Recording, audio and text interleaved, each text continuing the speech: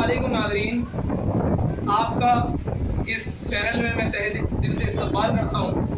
और इस सेशन में हम आपकी नवी जमात की किताब नवाए उर्दू के सिलसिलेवार असबाक का मुताला करेंगे।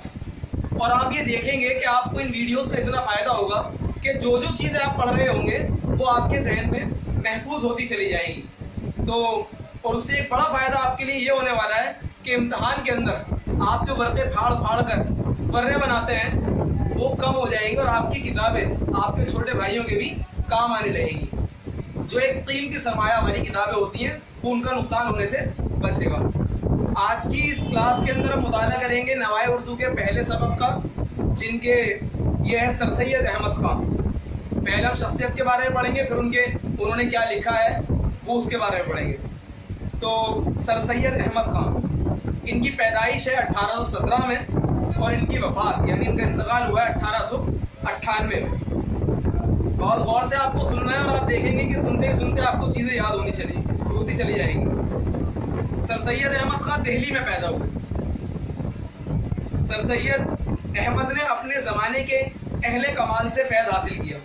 हम चीज़ों को दर्स की तरह दोहराएंगे तो हमें वो चीज़ें बखूबी याद होती चली जाएंगी।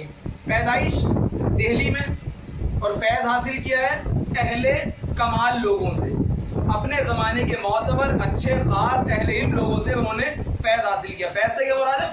फ़ायदा उठाया, उनसे सीखा समझा। 1839 में उन्होंने अंग्रेज़ी सरकार की मुलाजमत इख्तियार की। ये वक्त वो है कि जब दौर हुकूमत अंग्रेज़ों का था। तो उस दौर के अंदर 1839 कुछ डेट्स हैं, वो याद करने का तरीका भी आपको बहुत जल्द आ जाएगा। तो उन्होंने अंग्रेज़ी सरकार की मुलाजमत इख्तियार की और मुख्तलिफ मकामात पर काम किया। जैसे कि हम देखते हैं कि कोई एक इंसान है, वो कहीं काम करता है तो उसके ओहदे अलग अलग रहते हैं। कभी वो किसी लेवल पर था, फिर किसी और पोस्ट पर गया, फिर किसी और पोस्ट पर गया। इस तरह के प्रमोशन वगैरह भी हम देखते हैं कि हमारी ज़िंदगी के अंदर पढ़ाई के दौरान होते हैं। तो इन्होंने सरकारी मुलाजमत इख्तियार की अंग्रेज़ी हुकूमत के अंदर और साथ के अंदर मुख्तलिफ मकामात पर मुख्तलिफ ओहदों पर इन्होंने काम किया। 1862 में जब वो गाज़ीपुर में थे, गाज़ीपुर मशहूर जगह है, आपके मुर्गे, आपकी भैंसें और आपका दूध वहीं से आता है। तो 1862 में जब वो गाज़ीपुर में थे तो उन्होंने एक अंजुमन साइंटिफिक सोसाइटी के नाम से बनाई। एक अंजुमन का क़याम किया उन्होंने साइंटिफिक सोसाइटी के नाम से। इस अंजुमन का मकसद था कि मुख्तलिफ उलूम, ख़ासकर साइंस के उलूम का मुताला किया जाए और उन उलूम को हिंदुस्तानियों में आम किया जाए। आप कोई भी अगर देखें, कोई तंजीम बनाते हैं, कोई मुनज़्ज़म चीज़ बनाते हैं, कोई अंजुमन बनाते हैं, कोई ऑर्गेनाइजेशन बनाते हैं, तो उसके कुछ ना कुछ मकासद होते हैं, मगर मकसद तो कुछ नहीं होता। तो इसी तरह इन्होंने एक अंजुमन बनाई जिसका नाम रखा इन्होंने साइंटिफिक सोसाइटी। और इसका मकसद क्या था? इसका मकसद ये था कि हिंदुस्तानियों के अंदर मुख्तलिफ उलूम, खासकर किस चीज़ पर तवज्जो दी गई? साइंस के उलूम का मुताला किया जाए और इन उलूम को हिंदुस्तानियों के अंदर आम किया जाए। 1869 में सर सैयद अहमद ख़ान एक साल के लिए इंग्लिस्तान इंग्लिश में बोले तो इंग्लैंड गए। वापस आकर उन्होंने अंग्रेज़ी के इल्मी और समाजी रिसालों की तर्ज पर अपना एक रिसाला तहज़ीबुल अखलाक निकालना शुरू किया।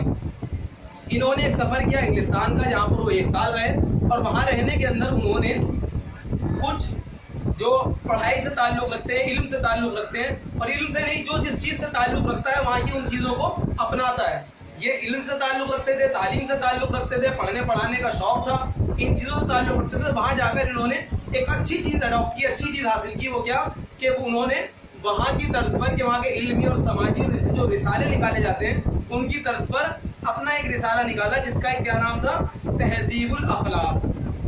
आज भी हम देखते हैं हमारे नौजवान किसी भी चीज़ से मुतासिर होते हैं तो वो चीज़ कॉपी करने की कोशिश करते हैं, और वो अगर गैर मुल्की हो तो भी हिंदुस्तान में बहुत जल्द आम हो जाती है। तो क्योंकि ये एक मोतबर शख्सियत थी, एक पढ़े लिखे लोग, पढ़ी लिखी शख्सियत थी, तो इन्होंने क्या किया? वहाँ गए तो वहाँ की अंग्रेज़ी के इल्मी और समाजी रिसालों की तर्ज पर अपना एक रिसाला तहज़ीबुल अखलाक से निकालना शुरू किया।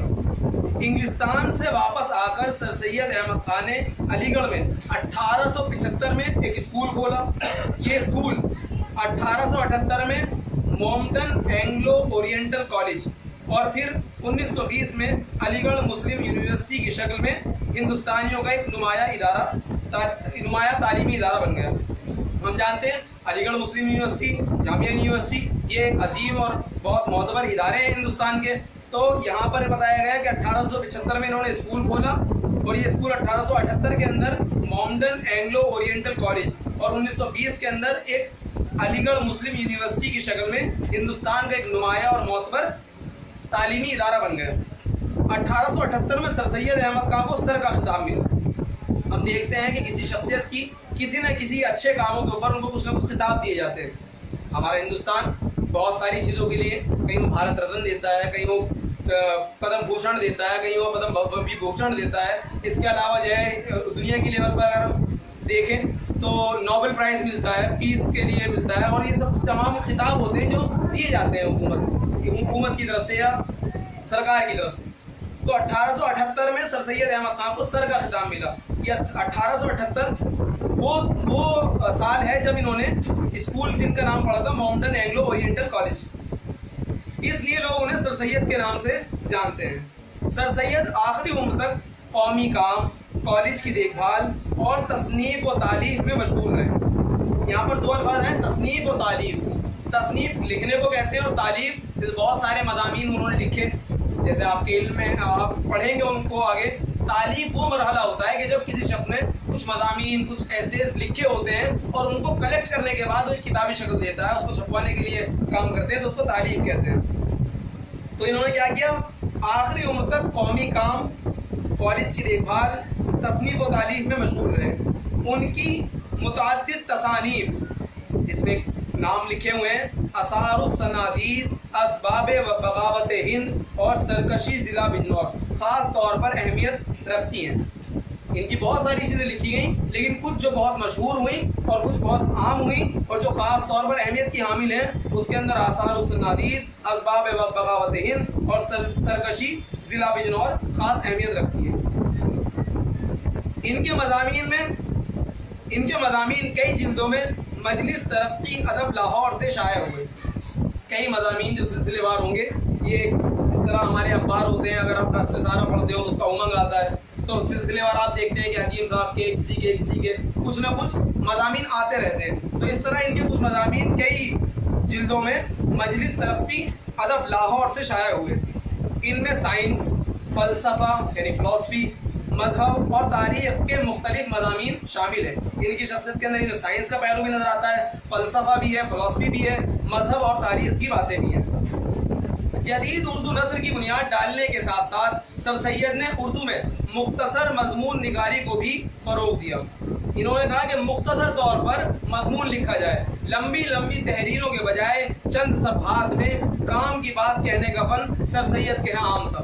بڑی بڑی موٹی موٹی کتابیں، بڑی بڑی تقاریر اور بڑی بڑے صفحات لکھنا، اس سے بہتر ان کا طریقہ یہ تھا کہ لمبی لمبی تحریروں کے بجائے، لمبی لمبی لکھی ہوئی چیزوں کے بجائے چند صفحات کے اندر، چند صفحات کے میں کام کی بات کہنے کا فن سر سید کے ہاں عام تھا۔ سر سید اپنے زمانے کے مفکر یعنی فکر کرنے والے، مصلح، اصلاح کرنے والے تھے، اور ان کی نثر میں وہی وزن اور وقار ہے جو ان کی شخصیت میں تھا۔ یعنی جو چیزیں لکھی ہیں، اگر یہ سائنس کی، فلسفے کی اور تاریخ کی، مذہبی باتیں کرتے تھے، تو وہ ان کی شخصیت کے اندر بھی وہ چیزیں موجود تھیں۔ جیسے ہم دیکھتے ہیں قرآن کی ایک آیت ہے، یا ایھا الذین آمنوا لم تقولون ما لا تفعلون، کہ اے ایمان والو تم وہ بات کیوں کہتے ہو جو کرتے نہیں۔ تو یہ ان کا یہاں پہ یہ بات شامل تھی کہ جو چیز یہ خود سائنس کے اندر پڑھتے تھے، سائنس کے علوم میں، مذہبی علوم کے اندر، تو اسی چیز کی تعلیم بھی دیتے تھے، اسی چیز کو آگے بڑھانے کے لیے، فروغ کے لیے کام بھی کیا کرتے تھے۔ اب اگر ہم کچھ نکات کے اندر دیکھیں کہ آج ہم نے پڑھا کیا ہے، اس کے اندر بہت آسانی کے ساتھ آپ کو یہ چیز سمجھ میں آئے گی۔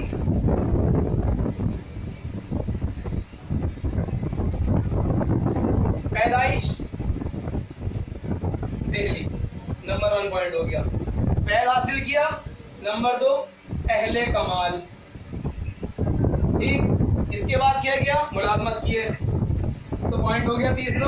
اس کے بعد انہوں نے ملازمت کی۔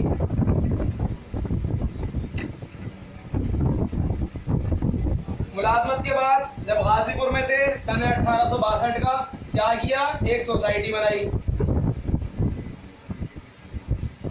सोसाइटी का नाम क्या था, साइंटिफिक सोसाइटी।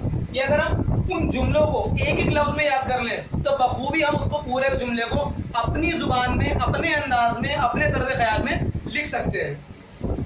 आगे हम देखेंगे। उसके बाद वो 1859 में कहाँ गए हैं, वो गए इंग्लिस्तान, बोले तो इंग्लैंड।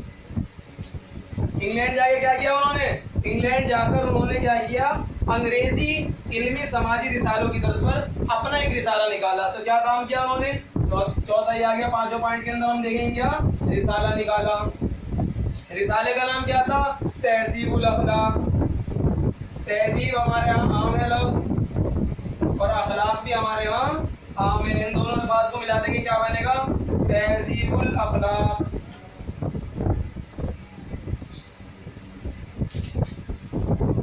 आगे हम क्या देखें, वापस आकर उन्होंने 1875 में क्या काम किया, ये रिसाला निकलने के बाद इंग्लिस्तान से वापस आकर उन्होंने एक स्कूल भी खोला 1875 में। और ये स्कूल सन आगे बढ़ते बढ़ते अगर हम देखें 1878 में इसका नाम क्या पड़ा, मोमडन एंग्लो ओरिएंटल कॉलेज।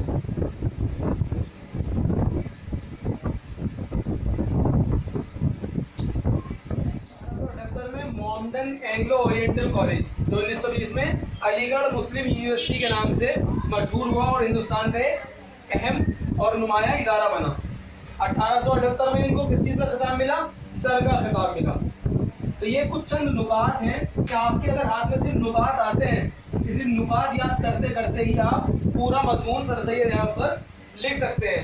इनके मज़ामीन के अंदर साइंस, फलसफा, मजहब, तारीख, ये तमाम चीज़ें भरपूर पाई जाती है। साथ के अंदर मुख्तसर लिखना, लंबी लंबी तहरीर न लिखने के बजाय छोटे और कम सफ़हात में ही काम की बात कह देना। और इनके किरदार में वही वक़ार पाया जाता है जो इनकी तहरीरों के अंदर है, यानी इनकी करनी कथनी में, यानी इनके कौलो अमल के अंदर तजाद नहीं है। जो करते हैं वही कहते हैं, जो इनकी शख्सियत के अंदर चीज़ें मौजूद हैं उन्हीं चीज़ों की दावत देते हैं। तो इसी के साथ आज की हमारी ये वीडियो पूरी हुई। उम्मीद है आपको बहुत अच्छी तरह समझ में आया होगा। और अगर आपको समझ में आया और आप मुझसे कुछ राब्ता करना चाहें या आप मुझसे कुछ मशवरा देना चाहें तो फीडबैक के अंदर आप कमेंट सेक्शन में मुझे फीडबैक दे सकते हैं। और वीडियो को लाइक करें, शेयर करें, कमेंट करें, साथ में चैनल को सब्सक्राइब भी करें।